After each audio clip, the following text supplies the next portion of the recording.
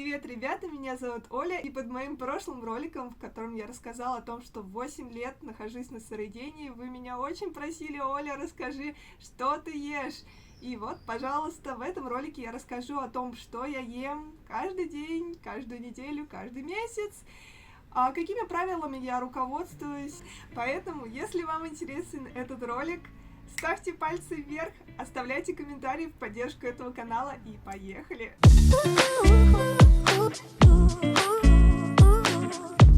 Первое и самое главное, о чем бы я хотела сказать, это о воде.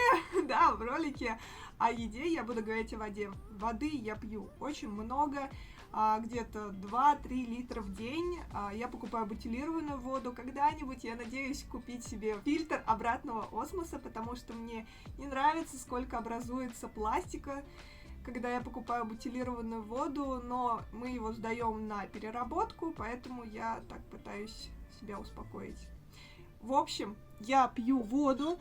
Начинаю я свое утро вот с такой вот чашки воды. Здесь помещается литр. За день я опустошаю где-то 3 таких.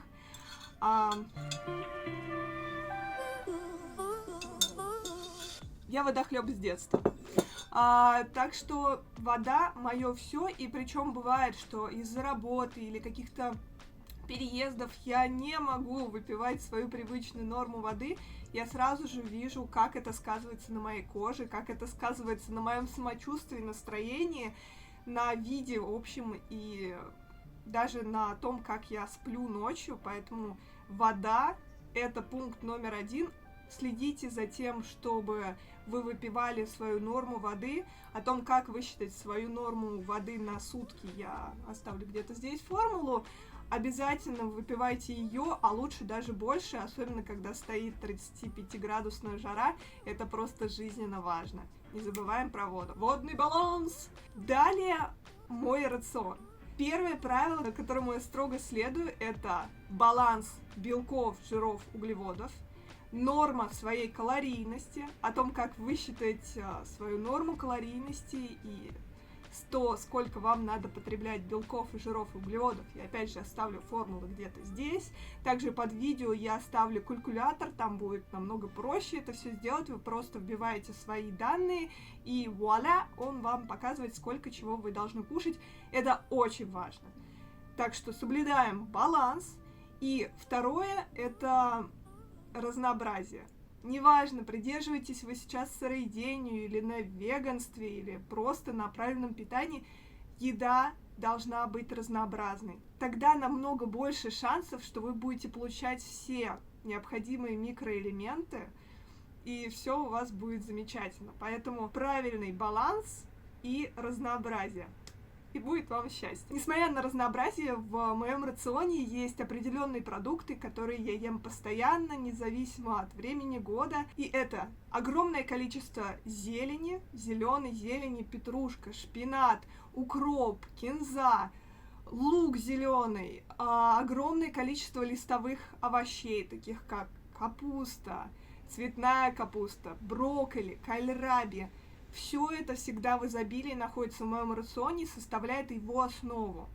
Это те продукты, которые, при том, что у меня довольно-таки слабый был организм, особенно когда я переходила на сыроедение, они не вызывали никогда у меня ни аллергии, ни каких-то болезненных ощущений. Так что это моя основа. Кроме того, есть продукты, которые также, не являясь листовыми, всегда присутствуют в моем рационе. Это льняные семечки и морковь. Как правило, я употребляю их именно вместе, потому что ненасыщенные омега-3, которые находятся в изобилии в льняном семени, очень хорошо усваиваются вместе с витаминами А и Е, которые в большом количестве содержатся в моркови. Что удивительно, лен никогда не создает у меня ощущение тяжести, того, что я съела тяжелое, при том, что у меня был панкреатит.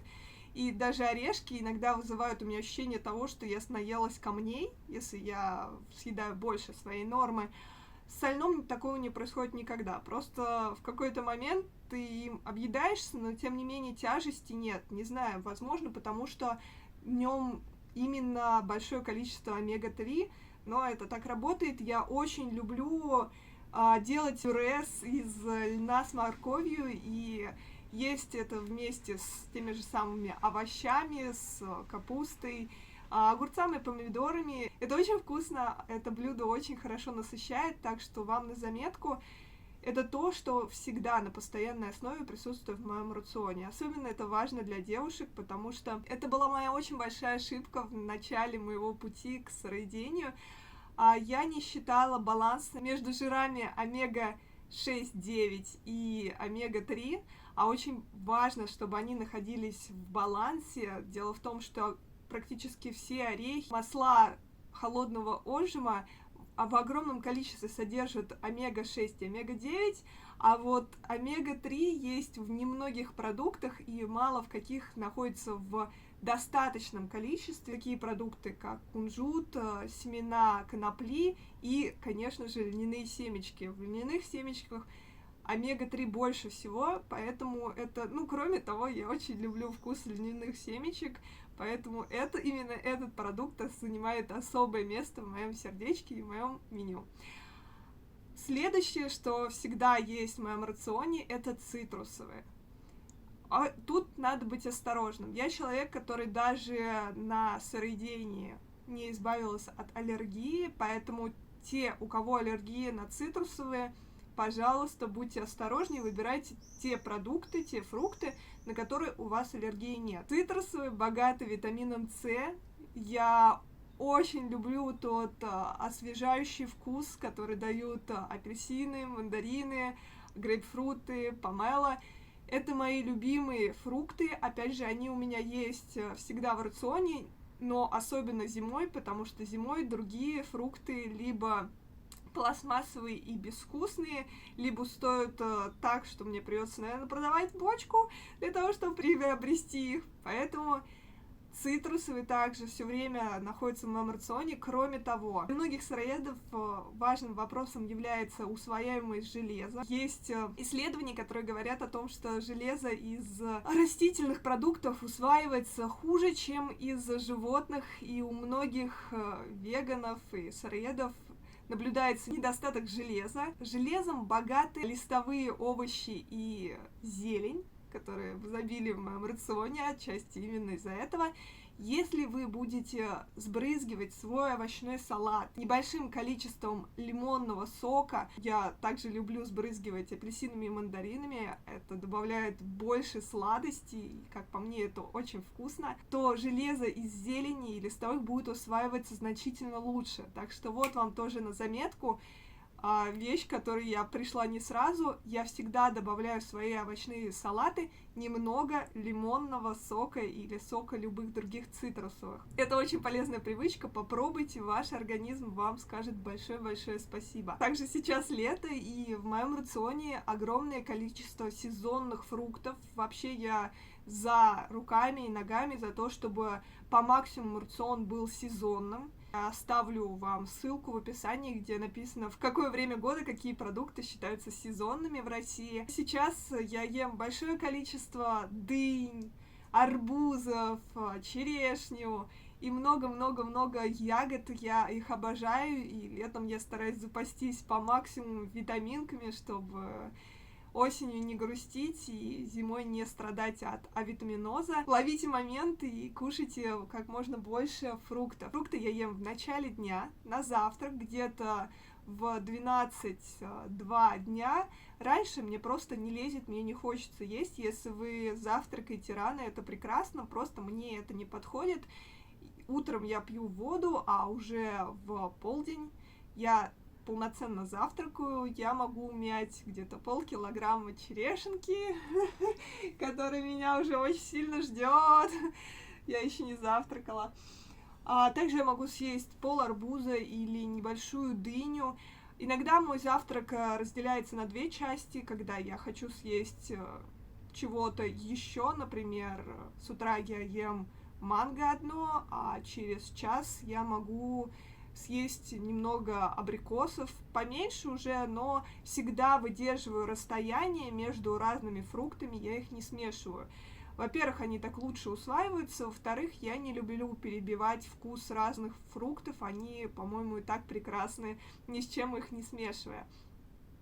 Потом, после завтрака фруктами, я выдерживаю паузу в 2-3 часа. Это время мне просто, опять же, не хочется кушать.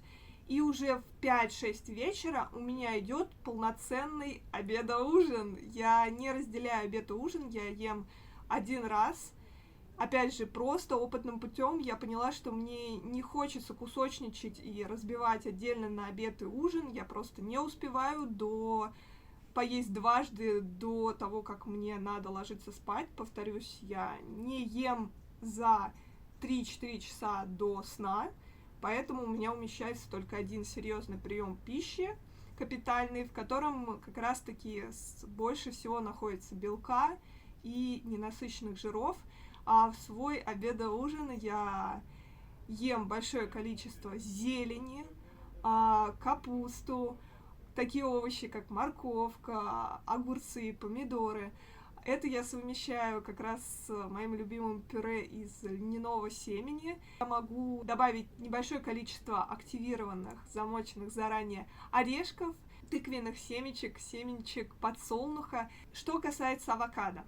Авокадо очень полезно для нас, девушек, но, опять же, я совершала очень большую ошибку, когда я только переходила на сыроедение. Иногда хотела съесть что-то очень сытное, и я могла съесть 5-6 авокадо за один день. Не делайте так, это огромный удар для ваших внутренних органов, особенно для печени.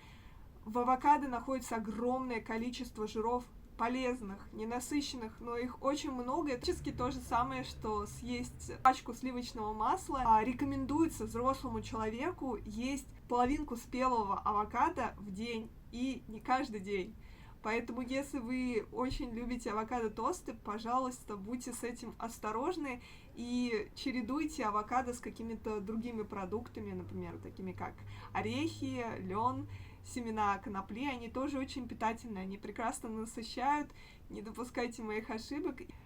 Что касается воды, я не пью за полчаса до приема пищи, и, например, после того, как я съела что-то плотное на обед-ужин, я не пью воду потом еще где-то час-два, и мне не хочется. Еда, сырая пища и так очень богата жидкостью, поэтому пить не хочется. Нет вот этого желания, как когда ты съел сухарики, обязательно выпить воды. Нет, не переживайте, такого не случается. Лучше водой не разбавлять, потому что когда вы пьете воду, вы разбавляете желудочный сок, и еда будет дольше и хуже перевариваться. Лучше после приема пищи какое-то время не пить воду. Это очень здоровая привычка. Очень важный момент, которому я также придерживаюсь, это раздельное питание. Где-то 12-14 лет назад я пришла к раздельному питанию, и это тоже было очень большим скачком в моем самочувствии. А также сейчас, придерживаясь сыроедения, я совмещаю его и с правилами раздельного питания, что и вам советую. Это позволит вам намного лучше усваивать продукты и чувствовать себя легче. Какие правила несет в себе раздельное питание? Я сниму отдельный ролик, это очень большая тема. Сейчас я лишь обусловлюсь то, что это одно из самых важных правил моего рациона. Если вам интересно, обязательно дайте мне знать в комментариях. В скором времени я сниму об этом отдельный ролик. Вот я вам рассказала основные правила, которым я придерживаюсь в своем питании. Если у вас возникли вопросы, оставляйте комментарии, ставьте пальчики вверх, подписывайтесь на мой канал. И я очень вас люблю, вас уже так много. До встречи в следующем ролике. Пока!